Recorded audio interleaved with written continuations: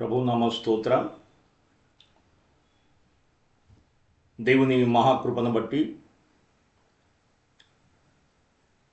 దేవాది దేవుడు నాకు అనుగ్రహించిన ఈ అవకాశాన్ని బట్టి దేవాది దేవునికి కృతజ్ఞతలు తెలియచేస్తూ ఉన్నాను. ఈ పరిశుద్ధ దినములో ప్రభు అయిన యేసుక్రీస్తు వారు సిలువలో పలికిన రెండవ మాటను గురించి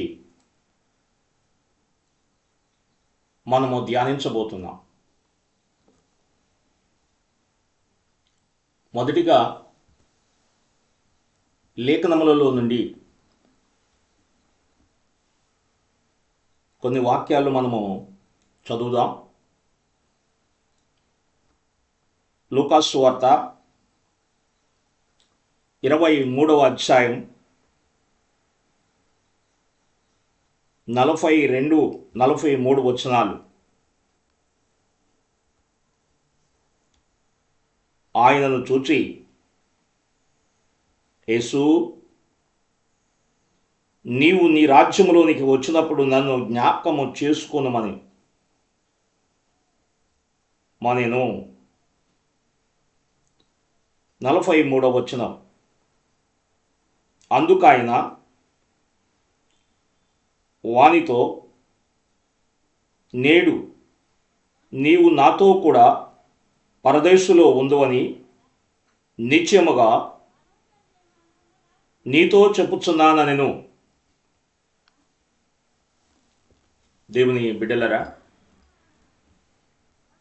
లేఖనాల్లో చదవబడినటువంటి మాటలో ప్రభు అయిన యేసుక్రీస్తు వారు సిలువలో పలికిన ఈ రెండవ మాట ఎంతో శ్రేష్టమైనదిగా మనకు కనబడుతుంది. అందుకైన వానితో, నేడు నీవు నాతో కూడా పరదేశులో ఉందువని నిశ్చయముగా నీతో చెప్పుచున్నానెను. లూకా సువార్త 23:43 వచనంలో వ్రాయబడిన ఈ మాటను మనము ధ్యానం చేస్తున్నాం. ఈ మాటలో నా సారాంశం, పరలోక భాగ్యమిచ్చిన యేసు. పరలోక భాగ్యమిచ్చిన యేసు ప్రభు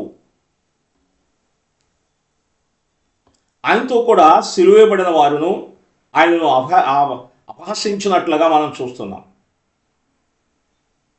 తర్వాత అతిక్రమము చేయువారిలో ఎంచబడిన వాడైనని లేఖనాల ప్రకారంగా యెషయా 43:12, లూకా 22:37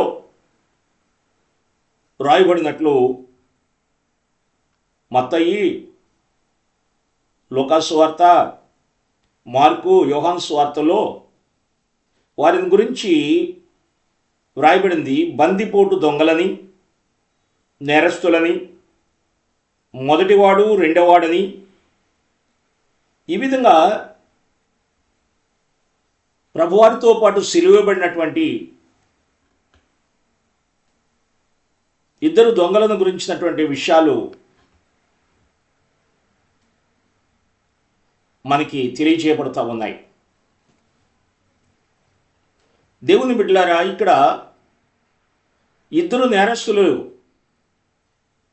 అయితే మొదటివాడు ప్రభుని దూషించాడు.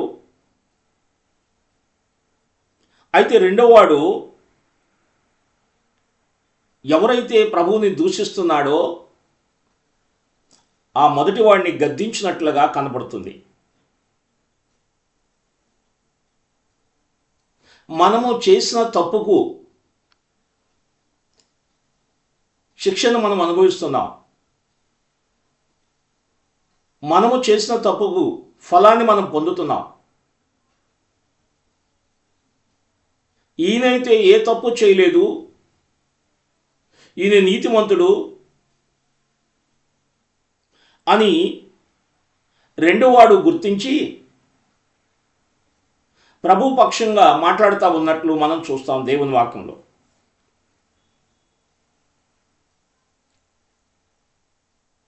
ఈ లేఖనాలు మనం గమనించినట్లయితే ప్రభువారు మొదటగా సిలువలో పలికిన మొదటి మాటలో, తండ్రి వీరేమి చేయుచున్నారో వీరెరుగరు గనుక వీరిని క్షమించుమని చేసిన ప్రార్థన, ఆ మాటను ఇరువురు దొంగలు విన్నారు. ఒకడు కుడివైపున, ఒకడు ఎడమ వైపున సిలువ వేయబడినటువంటి బందిపోటు దొంగలు విన్నారు. కానీ ఒక వ్యక్తిలో పశ్చాత్తాపం కలుగుతుంది, ఒక వ్యక్తిలో ద్వేషం కలిగింది. అతడు ద్వేషం కలుగుతూ ప్రభువుని ఆయన దూషించినట్లుగా మనం చూస్తాం. దేవుని బిడ్డలారా, ఇక్కడ మనం ఆలోచన చేస్తే ప్రభువారు రెండవ వ్యక్తికి, అంటే కుడి వైపున ఉన్న దొంగకి ప్రభు ఇచ్చిన గొప్ప అభయం ఏంటంటో చూస్తే, నీవు నాతో కూడా పరదేశులో ఉందు అని నిశ్చయముగా నీతో చెప్పుచున్నానని ప్రభు పలికాడు. లూకాసు వార్త 23:43 ఈ మాటలు మనకు కనబడుతున్నాయి. ఎంత గొప్ప వాగ్దానం! ఈ రెండోవాడు ప్రభు ద్వారా అభయాన్ని పొందాడు, వాగ్దానాన్ని పొందాడు. ఇది ఎంతో గొప్ప విషయం. ఎందుకంటే ఈ రెండవ వ్యక్తి, కుడివైపున ఉన్నటువంటి దొంగ, ప్రభువు మాటలను గమనిస్తున్నాడు, ప్రభువుని చూస్తున్నాడు. ఆయన గమనిస్తూ, ఆయన చూస్తూ ఆయన ఏమన్నాడంటే, అయ్యా నీవు రాజ్యంతో ఈ భూమి మీదకి వచ్చినప్పుడు నన్ను జ్ఞాపకం చేసుకున్న ఆయన అని అడిగాడు.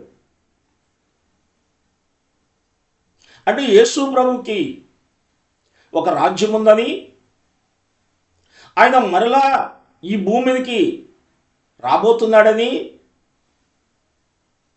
ఆయన రాజ్యము శాశ్వతమైందని, శ్రేష్టమైందని,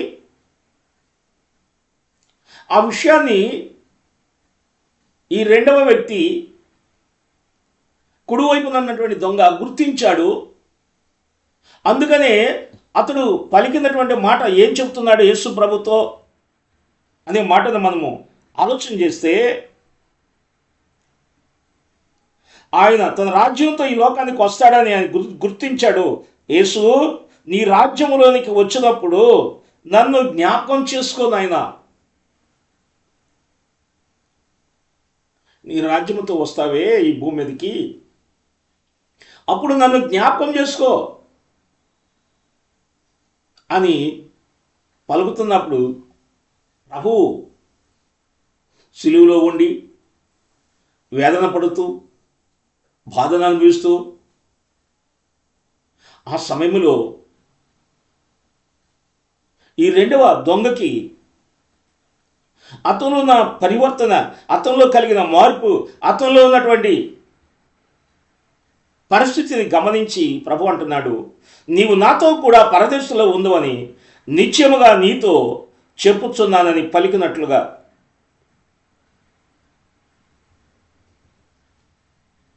తెలియచేయబడుతుంది. దేవుని బిడ్డలారా, ఈ కుడివైపున ఉన్నటువంటి రెండవ దొంగలో ఉన్నటువంటి సద్గుణాలేంటి? ప్రభువు తనకి ఇచ్చిన గొప్ప వాగ్దానాన్ని బట్టి అతనిలో ఉన్న ఏ విధంగా ప్రభువు ఆయనకి ఆ వాగ్దానాలు ఇచ్చాడు. నేడు నీవు నాతో కూడా పరదేశంలో ఉంటావు. వెంటనే ప్రభువు చెప్పినటువంటి ఈ శ్రేష్టమైన మాట, ఆయనకి ఇవ్వబడినటువంటి భరోసా, ఆయనకి ఇవ్వబడినటువంటి వాగ్దానం, ఆయనకి ఇవ్వబడినటువంటి నిశ్చయత ఎంత శ్రేష్టమైంది. నేడు నీవు నాతో కూడా పరదేశంలో ఉంటావు. దేవుని బిడ్డలారా, ఇక్కడ మనం ఆలోచన చేస్తే కుడిపై వైపున ఉన్నటువంటి రెండవ దొంగలో ఉన్న సద్గుణాలు. మొదటిగా విశ్వసించిన దొంగ. ఇక్కడ మనము ఆలోచన చేయాలి. యేసు ప్రభు మరలా రెండవసారి భూమి మీదకి వస్తున్నాడని విశ్వసించాడు. నిత్యము ఆయనతో కలిసి జీవించాలంటే యేసుపై మనం విశ్వాసం ఉంచాలి. దేవుని వాక్యం ఏం చెబుతుంది? హెబ్రీయులకు రాసిన పత్రిక 11:56లో విశ్వాసము లేకుండా దేవునికి ఇష్టుడైనట అసాధ్యం. హెబ్రీ 11:6 ఈ మాట మనకు కనబడుతుంది. విశ్వాసం లేకుండా దేవునికి ఇష్టుడైనట అసాధ్యం. కాబట్టి విశ్వాసం కావాలి ఆయనకి ఇష్టమైనటువంటి వ్యక్తి జీవించాలంటే. హెబ్రీ 3:16లో కూడా విశ్వసించువాడు నశింపక నిత్య జీవం పొందుతాడు. విశ్వాసము అనేది చాలా ప్రాముఖ్యమైనది. ఈ యొక్క కుడివైపున ఉన్నటువంటి ఈ రెండవ దొంగకి ప్రభువైన యేసుక్రీస్తు ఇచ్చిన భరోసా ఏది అంటగా, అతడు మొదటిగా విశ్వాసముంచిన దొంగ. విశ్వాసముంచాడు యేసు ప్రభు మీద, యేసు మాటలందు విశ్వాసం కలిగి ఉన్నాడుగా దేవుని వాక్యం మనకు తెలియచేయబడుతుంది. రెండవదిగా పశ్చాత్తాపడిన దొంగ. అయితే తాను చేసిన తప్పుకు వేయబడిన శిక్ష సరైందే, తన పాపములకు పర్యవసానములుగా గురించి పశ్చాత్తాపడుతూ తను చేసిన పాపం పట్ల మనసు మార్చుకొని సిలువలో క్షమించబడి రక్షణ పొందినట్లుగా మనకి తెలియచేయబడుతుంది. పశ్చాత్తాపడిన దొంగ. రోమీయులకు రాసిన పత్రిక 7:10లో దైవ చిత్తానుసారమైన దుఃఖము రక్షణార్థమైన మారు మనసు కలుగజేస్తుంది. నీ జీవితంలో పశ్చాత్తాపం కలిగింది, అది నిజమైన పశ్చాత్తాపం. తన స్థితిని తాను గుర్తించాడు, తన స్థితిని తాను ఒప్పుకుంటున్నాడు. అతడు పాపని గుర్తించాడు. నేను చేసిన పాపానికి తగిన శిక్ష నేను అనుభవిస్తున్నానని గుర్తించాడు. అందువల్ల అతడు పశ్చాత్తాపడుతున్నాడు అని దేవుని వాక్యం మనకు తెలియచేస్తుంది. కాబట్టి మీరు మారు మనస్సు పొందిన ఎడల, దేవుని బిడ్డలారా, పశ్చాత్తాపం అనేది మారు మనస్సు పొందిన ఎడల అని ఇక్కడ రాయబడింది. లోకా 13:3 పశ్చాత్తాపడుతున్నాడు, మారు మనస్సు పొందాడు. పశ్చాత్తాపం ద్వారా మానవులో పరివర్తన కలుగుతుంది, మారు మనసు కలుగుతుంది. మారు మనసు అంటే పూర్తిగా దేవుని తట్టు తిరగటం, తన మనసు, తన హృదయము, తన ఆలోచనలు పరిపూర్ణంగా మార్పు చెందటం, దేవుని మీద ఆధారపడటం. ఇంకా మనం గమనిస్తే దేవునికి భయపడిన దొంగ. దేవునికి భయపడే వ్యక్తి ఇక్కడ మనకు కనబడుతున్నాడు. మత్తయి సువార్త 10:18 నరకములో నశింపచేయ గలవానికి మిక్కిలి భయపడుడి. యేసు ప్రభు చెప్పిన మాట. ఈ భూలోకములో ఈ భౌతిక సంబంధించిన శ్రమలను బట్టి ఈ శరీరాన్ని బాధపరిచే వారికి మీరు భయపడవద్దు. కానీ అయితే మీకు ఒక రోజు ఉన్నది, నరకములో నశింప చేయగలవాడు ఉన్నాడు, ఆయనకు మీరు భయపడండి. ఈ శరీరము, ఈ ఆత్మ నరకములో పడవేసేవాడు, నశింప చేసేవాడు ఉన్నాడు, కాబట్టి ఆయనకు మీరు భయపడండి. కాబట్టి ఇక్కడ దేవునికి భయపడ్డాడు అని దేవుని వాక్యం మనకు తెలియజేస్తూ ఉంది. ఇంకా దేవుని వాక్యం చూస్తే జకర్యా గ్రంథంలో నాకు భయపడినట్లు వారికి ఏక హృదయాన్ని నేస్తా. దేవునికి భయపడిన వారికి ఏక మనస్సు ఏక హృదయాన్ని నేను ఇస్తానంట.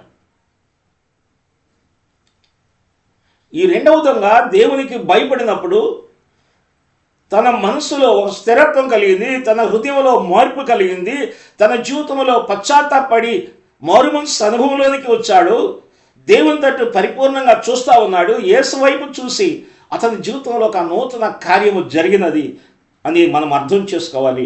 కాబట్టి దేవునికి భయపడినటువంటి దొంగ ఇక్కడ మనకు కనపడుతుంది. జ్ఞాపకం చేసుకున్న దొంగ అంటే అతడు ఏమడుగుతున్నాడంటే, ప్రభువా నన్ను జ్ఞాపకం చేసుకో అంటున్నాడు. అంటే జ్ఞాపకం చేసుకోమన్న దొంగ ఎవరిని అడుగుతున్నాడు? యేసు ప్రభుని. ఎప్పుడు అడుగుతున్నాడు? అయ్యా నీకు ఒక రాజ్యం ఉంది కదా, నీ రాజ్యముతో ఈ భూమి మీదకు నువ్వు వచ్చినప్పుడు నన్ను అప్పుడు జ్ఞాపకం చేసుకో అన్నాడు. యేసు ప్రభు చెప్పిన మాటను మనం ఇక్కడ ఆలోచన చేయాలి. నీ రాజ్యముతో నీవు వచ్చినప్పుడు నన్ను జ్ఞాపకం చేసుకోమంటే ప్రభు వెంటనే స్పందించి ఆయన ఏమన్నాడంటే, నేడే నువ్వు నాతో కూడా పరదేశంలో ఉంటావు. కాబట్టి ఇక్కడ దేవుని వాక్యంలో నన్ను జ్ఞాపకం చేసుకుని ఆయన అని దొంగ అన్నప్పుడు ప్రభువు చక్కని అభయాన్ని ఇచ్చినట్లు చూస్తాం. హెబ్రీయులకు రాసిన పత్రిక 3:13-15 వరకు చూస్తే, నేడు అను సమయం ఉండగానే ప్రతి దినము దేవుని తట్టు మనము తిరగాలి. తర్వాత దేవుని వాక్యంలో యెషయా గ్రంథం 55:6లో కూడా యెహోవా మీకు దొరుకు కాలమందు వెదకుడి అని దేవుని వాక్యంలో రాయబడింది. అంటే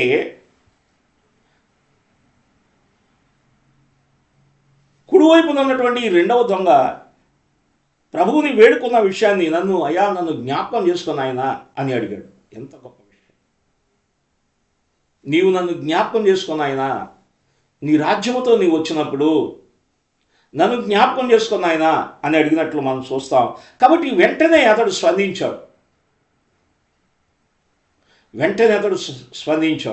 నన్ను జ్ఞాపకం చేసుకో అని అడుగుతున్నాడు. అతనిలో ఉన్నటువంటి ఈ యొక్క ప్రాముఖ్యమైనటువంటి లక్షణాలను మనము జ్ఞాపకం చేసుకుంటున్నాం. దేవుని బిడ్డలారా, ఇక్కడ మనం చూస్తే మొదటిగా విశ్వసించిన దొంగ, రెండవదిగా పశ్చాత్తాపడిన దొంగ, మూడవదిగా దేవునికి భయపడిన దొంగ, అదేవిధంగా అయ్యా నన్ను జ్ఞాపకం చేసుకొని ప్రాధేయపడి ప్రభువుని అడిగినటువంటి దొంగగా ఇక్కడ మనకి కనబడుతుంది.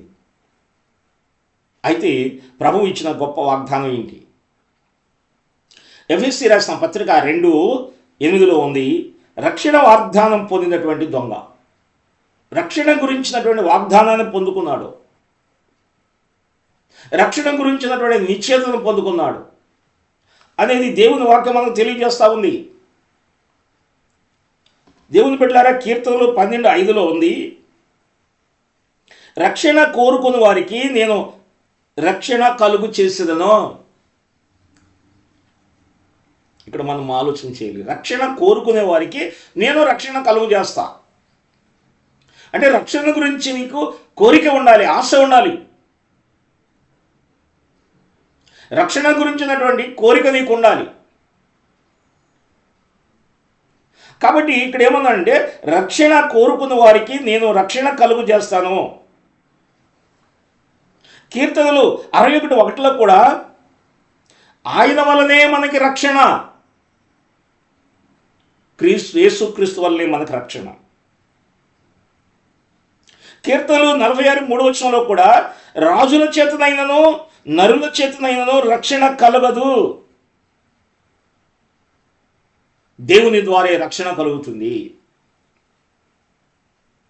రోమా 10:10 కూడా రక్షణ కలుగునట్లు నోటితో నీవు ఒప్పుకోవాలి. కుడివైపున ఉన్నటువంటి ఈ దొంగ తను ఒప్పుకుంటున్నాడు, నేను తప్పు చేశాను, నేను పాపం చేశాను, నేను చేసిన పాపానికి ప్రతిఫలం నేను అనుభవిస్తున్నాను, ఈ యొక్క శిక్ష నాకు సరైందే అనే విషయం ఇక్కడ మనకి అర్థమవుతుంది. నోటితో ఒప్పుకుంటున్నాడు. రోమా 13:11 రక్షణ సమీపముగా ఉన్నది. రోమీయులకు రాసిన పత్రిక 6:2 కూడా ఇదిగో రక్షణ దినము, ఇదే అనుకూల సమయం. వెంటనే ప్రాధేయపడ్డాడు. విశ్వాసంతో ఆయన తట్టు చూశాడు. భయపడుతూ ఆయన తట్టు చూశాడు. విధేయతతో ఆయన తట్టు చూశాడు. రక్షణ గురించిన ఆసక్తి తృష్ణతో ఆయన తట్టు చూశాడు. కాబట్టి ప్రభు ఇస్తున్నాడు రక్షణ వాగ్దానాన్ని పొందినటువంటి దొంగ. ఇక్కడ మనం చూస్తే పరదేశుల గురించి భరోసా పొందిన దొంగ. నేడు నీవు నాతో కూడా పరదేశులో ఉందువు. దేవుని బిడ్డలారా, పరదేశులుగా పరిశుద్ధుల నివాసం.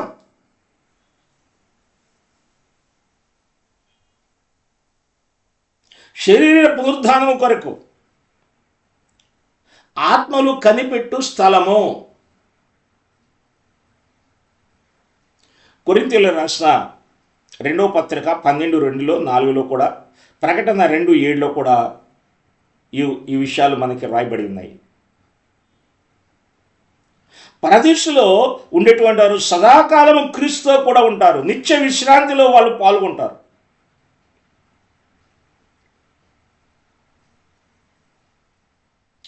అందుచేత ప్రభు అన్నాడు, నేడు నీవు నాతో కూడా పరదేశులో ఉంటావు. నా ప్రియమైన దేవుని బిడ్డలారా, క్రీస్తు ప్రభు రెండవసారి వచ్చే వరకు భక్తులు పరదేశంలో ఉండే వారుగా ఉంటారు. పరదేశు అంటే భక్తులు నివసించే స్థలం. క్రీస్తు రెండవ రాకడ కొరకు మరి దేవుని పిల్లలైనటువంటి వారు పునరుద్ధానము పొంది ఆయన ఎదుర్కోవటానికి సిద్ధపడేటువంటి విషయం వరకు కూడా రక్షించబడినటువంటి ఆత్మలు ఈ భూలోకాన్ని విడిచిన తర్వాత వారి ఆత్మలు పరదేశంలో ఉంటాయి. పునరుద్ధానం కొరకు ఎదురు చూస్తూ ఉంటారు. పునరుద్ధాన సమయంలో వారు మహిమ శరీరాలు ధరించిన వారుగా ఉంటారు. అయితే ఇప్పుడు ఈ యొక్క పరదేశంలో నెమ్మది కలిగిన స్థలంలో వారు ఉంటారు.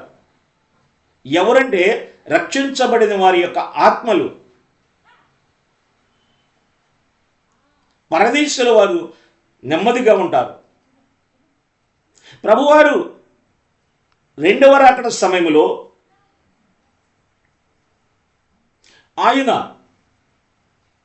మధ్యాహ్నాకాశానికి మొదటిగా ఆయన వచ్చినప్పుడు, సంఘం ఎత్తబడినప్పుడు, ఈ ఎత్తబడే గుంపులో ఈ ఆత్మలు శరీరాన్ని, మహిమ శరీరాన్ని ధరించి ఈ భూమి మీద సజీవంగా ఉన్నటువంటి వారు రెప్పపాటులో మార్పు చెంది, సజీవులుగా ఉన్నటువంటి వారు, మృతులైనటువంటి వారు ఆత్మలు శరీరాన్ని ధరించుకొని ప్రభువు సముఖంలో మధ్యాకాశంలో ప్రభువుని కలుసుకోవటానికి వారు మధ్యాకాశానికి వెళతారు. ప్రభు పరలోకం నుండి దిగి మధ్యాకాశానికి ప్రభు వస్తారు. అంటే దేవుని పిల్లలైనటువంటి వారు, రక్షించబడినటువంటి వారు, ప్రభువులో నిద్రించిన వారి యొక్క ఆత్మలు ప్రస్తుతం ఉండే స్థలము పరదైసు. దేవుని బిడ్డలరా, ఈ విషయాలు మనము ఆలోచించేద్దాం. ప్రభు మనతో మాట్లాడుతూ ఉన్నాడు. అయితే ఇక్కడ మనము మొదటిగా మన స్థితిని మనము గుర్తించాలని, మారు మనసు పొందినటువంటి ఈ దొంగ మనకి ఒక పాఠాన్ని తెలియజేస్తున్నాడు. కుడివైపున ఉన్నటువంటి ఈ యొక్క దొంగ మనకి ఒక పాఠం ఏంటంటే, అతను తన స్థితిని తాను గుర్తించాడు. ఇంకా మనం అక్కడ గుర్తిస్తే, ఒక దొంగ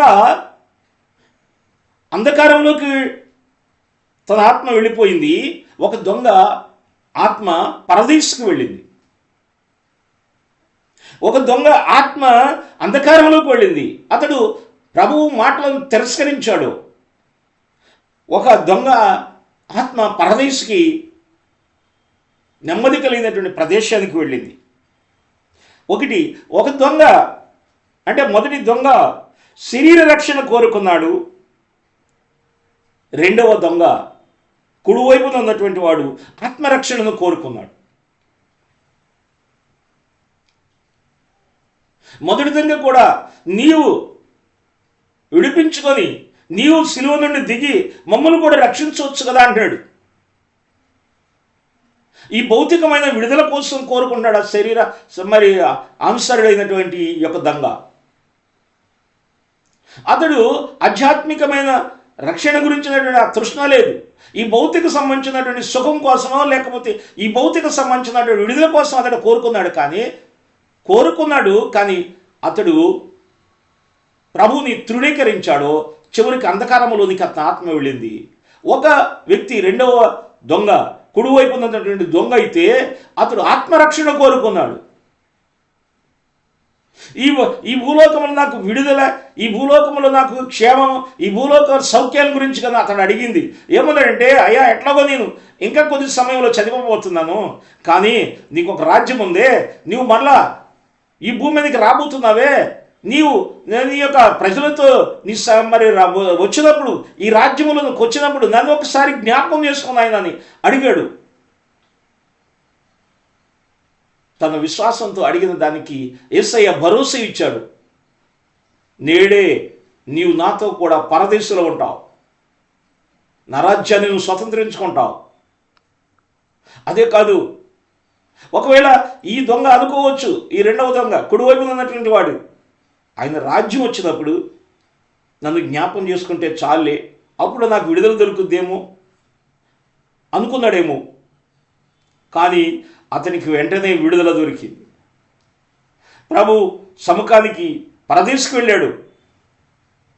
అదే కాదు, ప్రభు మధ్యాకాశానికి వచ్చినప్పుడు సంఘం ఎత్తబడినప్పుడు ఈ సంఘం ఎత్తబడిన గుంపులో అతడు మహిమ శరీరాన్ని ధరించి ప్రభుతో కలిసి మధ్యాకాశంలోకి వెళ్ళి ప్రభుతో కలిసి సంఘముతో కలిసి పరిశుద్ధులతో కలిసి మరల ఈ భూమి మీదకి వచ్చి రెండవ మరి ఆయన రాకడ సమయంలో ఈ భూమి మీద ఆయన పరిపాలించే సమయంలో అతడు కూడా ఒక ప్రాముఖ్యమైన స్థానాన్ని అలంకరించుకుంటాడని ఆ నిరీక్షణ ప్రభు ఇక్కడ అతనికి తెలియజేస్తున్నాడు. నేడు నీవు నాతో కూడా పరదేశంలో ఉంటావు. ప్రార్థన. మహోన్నతుడైన దేవా, మీరిచ్చిన ఈ వాక్యం బట్టి వందనాలు.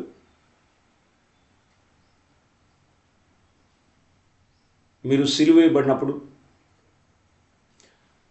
కుడివైపున ఒకడు, ఎడమవైపున ఒకడు సిలువేయబడినట్లుగా మేము చూస్తున్నాం. కుడివైపున ఉన్నటువంటి వ్యక్తి మిమ్మల్ని అంగీకరించి విశ్వాసం ఉంచి రక్షించబడ్డాడు, మారుమనసు పొందాడు, నీ రాజ్యానికి వారసుడయ్యాడు, నీ ద్వారా భరోసా పొందాడు. అటువంటి గొప్ప భాగ్యాన్ని పొందిన అటువంటి ఆ స్థితిని బట్టి మీకు నేను వందనాలు తెలియజేస్తున్నాను ఆయన. ఇంకా అనేక మంది కూడా మిమ్మల్ని నమ్మి విశ్వాసంతో వెంబడిస్తున్నారు, కానీ తాత్కాలికంగా ఈ భౌతిక సంబంధించినటువంటి సుఖము సంతోషాల కొరకు అనేక మంది ప్రయాసపడుతూ వారి జీవితాలను కోల్పోతూ చివరికి వారు అంధకారంలోనికి వారి ఆత్మలు వెళ్ళిపోతున్నాయి. అనేక మంది ఈ భౌతిక సంబంధించిన సుఖాలు, ఈ భౌతిక సంబంధించినటువంటి నాయన సుఖమును గురించి ఆలోచించి వారి జీవితాల్లో నిరాశ కలిగి ఈ లోకాన్ని విడిచిపెడుతున్నారు. కానీ కొంతమంది అయితే ఆత్మరక్షణ పొంది శాశ్వతమైన నీ రాజ్యం కొరకు, శాశ్వతంగా మీతో ఉండే నివాసం కొరకు ఎదురు చూసి నిరీక్షణ గలగవారై నీ సముఖానికి వెళ్ళుచున్నటువంటి బిడ్డలు ఎంతోమంది ఉన్నారు. ఈరోజు మీరు మాతో మాట్లాడే మాటలు మేము అర్థం చేసుకోవటానికి, ఒకవేళ ఇంకా రక్షించబడటానికి, మార్పు చెందటానికి ఎవరైతే నిర్లక్ష్యంగా ఉన్నారో వారితో మీరు మాట్లాడి వారి జీవితాలు మార్చబడి నిత్య రాజ్యానికి ప్రవేశించే ప్రభువా విశ్వాసులుగా వారిని మీరు సిద్ధపరచండి.